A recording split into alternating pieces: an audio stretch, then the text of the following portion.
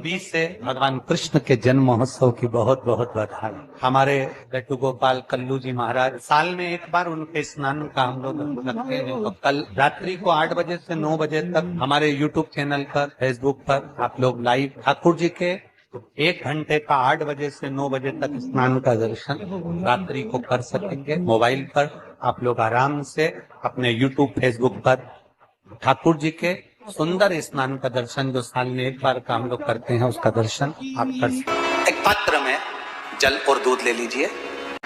तो कहोगे गुरुजी ये कथा कहां से निकाल के लाए हो? तो विष्णु पुराण में से आप उसको स्मरण कर सकते हो। काय में से? विष्णु पुराण में से। एक पात्र में देसी गाय का दूध, जल उसमें रखकर, और आपके अगर लड्डू गोपाल हो, यदि आपके घर में ठाकुर जी हो, लड्डू गोपाल हो, विष्णु जी का कोई स्वरूप हो, श्री हरि का कोई स्वरूप हो, तो उस पर आप संध्या के समय पर दुर्वा डालकर उस दुर्वा से अगर लक्ष्मी जी के नामों का 108 बार उच्चारण कर कर, घी का दिया लगाकर, कैसर के चावल साथ में रखकर केवल उस जल का और दूध का मात्र छींटा देते हो, तो उसके घर में कभी लक्ष्मी की कमी नहीं आ सकती, संपदा बढ़ती चली जाती है। 108 बार लक्ष्मी के नाम का मात्र उच्चारण कर लेने पर, भगवान विष्णु के चरणारविंद पर, भगवान विष्णु के चरणों पर केवल उस दुर्वा का, जल का, दूध का सिंचन कर देने से भी लक्ष्मी की वृद्धि होती है। आपके घर में छोटे से ठाकुर जी हैं, आपके घर में छोटा सा कन्हैया है, और छोटे से कन्हैया जो पुराने समय का है, उसको नेत्र भी लगाने की जरूरत नहीं है, क्योंकि उसके नेत्र हैं। और मान लो तुमने इतना बड़ा कन्हैया ले लिया, तो अरे बोलो तो जम के जरा, और उसका कोई एक नेत्र कहीं गिर गया, एक नेत्र कहीं चले गया, तो फिर दूसरा नेत्र लगाना पड़ेगा कि नहीं लगाना पड़ेगा? और अगर एक नेत्र पर रखोगे तो अच्छा लगेंगे कि ठाकुर जी? नहीं। तो नेत्र होना, जितनी बड़ी मूर्ति होती है, जितना बड़ा स्वरूप होता है, जितना बड़ा शिवलिंग होता है, जितनी बड़ी मूर्ति की स्थापना होती है, उतनी उसमें सेवा की और भाव की जरूरत पड़ती है। भगवान विष्णु ने जाते हुए शिव बाबा को देखा। शंकर भगवान से, भगवान नारायण ने कहा आप कुछ कहेंगे नहीं? भगवान शंकर कहते हैं नारायण चिंता मत करो, ये बद्रिकाश्रम में जो आएगा चने की दाल चढ़ा कर जाएगा, चने की दाल को मंदिर के पीछे बैठकर ओम नमः शिवाय बोलकर जो नारायण को समर्पित करेगा, उसके मनवांचित फल को मैं 3 महीने में पूरा कर दूंगा, उसके मन की कामना को मैं 3 माह में पूर्ण कर दूंगा। आज भी नियम है, चने की दाल को लेकर जाते हैं, बद्रिकाश्रम के मंदिर के पीछे बैठकर चने की दाल को लेकर ओम नमः शिवाय का जाप करते हैं। 7 बार ओम नमः शिवाय बोलकर चने की दाल वापस घूमकर भगवान विष्णु को समर्पित करी जाती है, तो 3 महीने में मनोकामना पूरी हो जाती है। भगवान की मूर्ति जितनी छोटी होगी उतना सुख देती है, जितनी बड़ी हो जाएगी उतने लाड़ की जरूरत पड़ जाएगी, उतने लाड़ की जरूरत।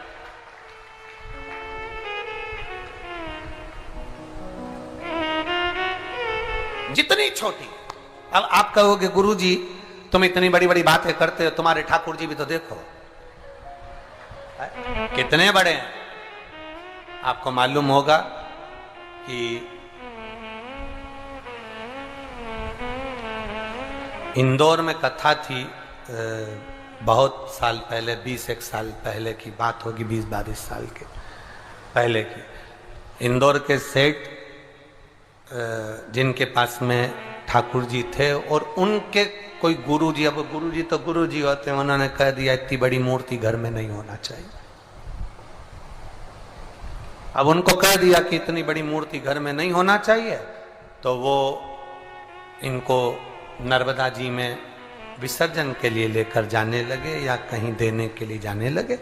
वो हमारे यहाँ कथा में आए थे, तो वो अटैची लेकर आए थे, तो पूछ लिया हमने कि इस अटैची को आप कहाँ ले जा रहे हैं, क्या है इसमें?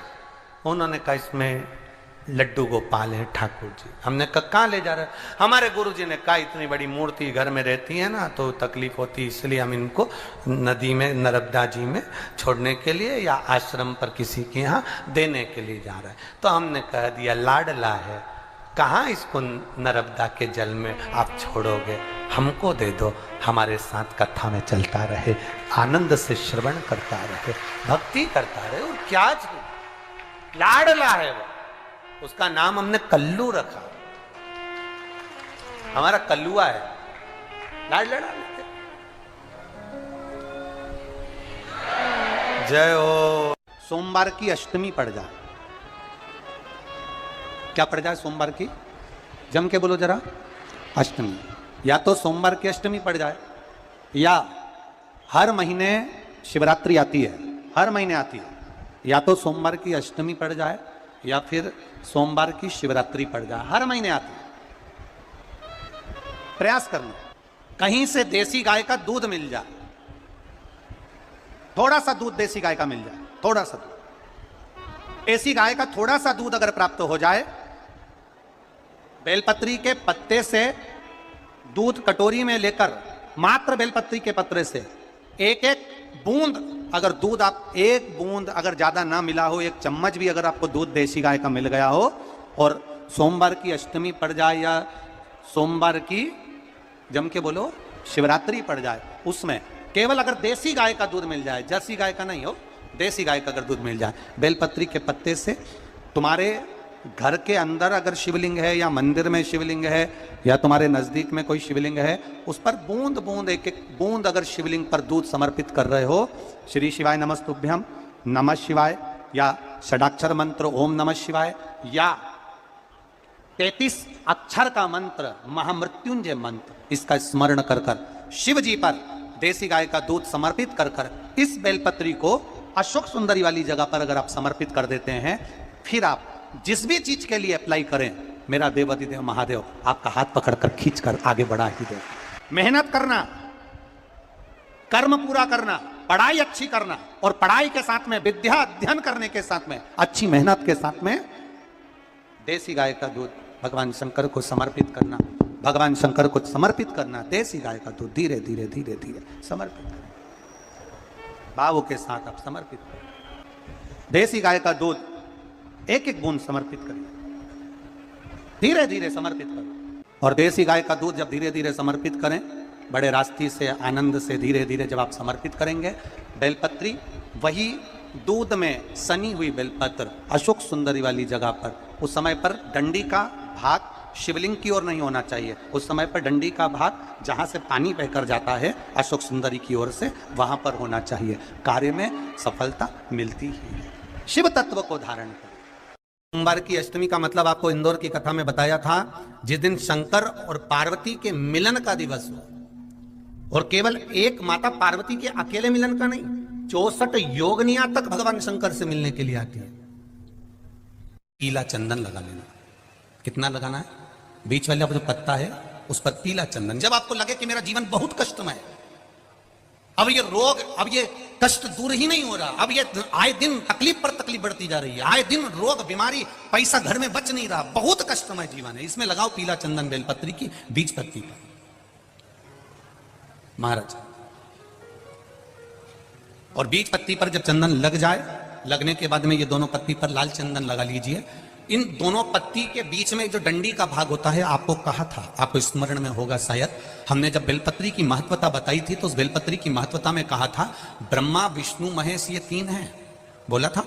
बीच में ये बड़ी पत्ती से लेकर जो 2 पत्तियां होती हैं, इनके बीच में जो जगह बचती है, इसमें मां पार्वती के 64 योगनियां, मां पार्वती अपनी पूर्ण सिद्धि के साथ में जितनी भी देवी के स्वरूप हैं, वो माता 64 योगनियां देवी के स्वरूप में यहां पर विराजमान होती हैं। 2 पत्ती के नीचे से जो डंडी होती है नीचे तक, ये पूरी डंडी में 33 कोटि देवी देवताओं विराजमान होते हैं इस पूरी डंडी के अंदर। तो ये बीच वाली पत्ती है, ये जो बीच वाली पत्ती का जो भाग होता है, इस पत्ती के भाग में शहद का प्रयोग कर कर, यहां पीला चंदन, लाल चंदन, शहद का प्रयोग कर कर, इसी तरह से पकड़कर ये बेलपत्री की जो डंडी है वो अशोक सुंदरी पर जब आप समर्पित करें, तो जहां से जल बहता है उस ओर पर इस पत्ती को चढ़ाकर केवल आपके हृदय की बात कहकर देवाधिदेव महादेव से कोई भी शिव जी का मंत्र, पंचाक्षर नमः शिवाय, षडाक्षर ओम नमः शिवाय, श्री शिवाय नमस्तुभ्यम, या महामृत्युंजय मंत्र, जो शिव का मंत्र हो आपके पास में, उसको बोलते हुए देवाधिदेव महादेव को धीरे धीरे जल की धार चढ़ाना प्रारंभ करो। जल की धार जब पूर्ण होने लगे, उसमें थोड़ा जल बचे, तब अशोक सुंदरी पर जो तुमने बेलपत्र चढ़ाई है वहां उस जलधार को चढ़ा। ये प्रयोग आपको केवल सोमवार की अष्टमी पढ़ने पर ही करना है। कौन से दिन करेंगे? जम के बोलिए जरा। सोमवार की अष्टमी पढ़ने पर यह प्रयोग करें, और जल चढ़ाकर बाबा से विनती कर कर उसी बेलपत्र को वापस उठाकर कहीं जलाशय में या किसी पेड़ के नीचे विसर्जन कर दें और 1 लोटा जल वहां भी चढ़ा दें। बस निवेदन कर कर आ जाइए, मेरा बाबा 3 माह के अंदर हाथ जरूर पकड़ेगा और आपको दलदल से बाहर निकाल देगा। हमें बताया था जिस दिन शंकर और पार्वती के मिलन का दिवस हो, और केवल एक माता पार्वती के अकेले मिलन का नहीं, 64 योगनियां तक भगवान शंकर से मिलने के लिए आती है। पीला चंदन लगाना, कितना लगाना है? बीच वाला जो पत्ता है उस पर पीला चंदन। जब आपको लगे कि मेरा जीवन बहुत कष्टमय है, अब ये रोग, अब ये कष्ट दूर ही नहीं हो रहा, अब ये आए दिन तकलीफ पर तकलीफ बढ़ती जा रही है, आए दिन रोग बीमारी, पैसा घर में बच नहीं रहा, बहुत कष्टमय जीवन है, इसमें लगाओ पीला चंदन बेलपत्री की बीज तली महाराज। और बीज पत्ती पर जब चंदन लग जाए, लगने के बाद में ये दोनों पत्ती पर लाल चंदन लगा लीजिए।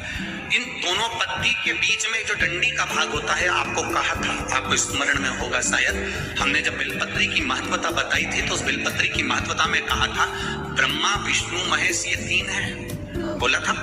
बीच में ये बड़ी पत्ती से लेकर जो 2 पत्तियां होती हैं, इनके बीच में जो जगह बचती है, इसमें माँ पार्वती के 64 योगनियां, माँ पार्वती अपनी पूर्ण सिद्धि के साथ में जितनी भी देवी के स्वरूप में, वो माता 64 योगनियां देवी के स्वरूप में यहाँ पर विराजमान होती हैं।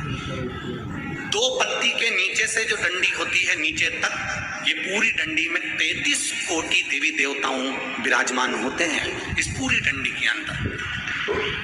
तो ये बीच वाली पत्ती है, ये जो बीच वाली पत्ती का जो भाग होता है, इस पत्ती के भाग में शहद का प्रयोग कर यहाँ पीला चंदन, लाल चंदन, शहद का प्रयोग कर इसी तरह से पकड़कर ये बेलपत्री की जो डंडी है वो अशुक सुंदरी पर जब आप समर्पित करें तो जहां से जल बहता है उस ओर पर इस पत्ती को चढ़ाकर केवल आपके हृदय की बात कहकर देवाधिदेव महादेव से कोई भी शिव जी का मंत्र, पंचाक्षर, नमः शिवाय, षडाक्षर, ओम नमः शिवाय, श्री शिवाय नमस्तुभ्यम, या महामृत्युंजय मंत्र, जो शिव का मंत्र हो आपके पास में, उसको बोलते हुए देवाधिदेव महादेव को धीरे धीरे जल की धार चढ़ाना प्रारंभ करो।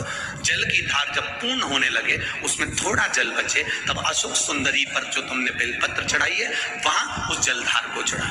ये प्रयोग आपको केवल सोमवार की अष्टमी पढ़ने पर ही करना है। कौन से दिन करेंगे? जम के बोलिए जरा। सोमवार की अष्टमी पढ़ने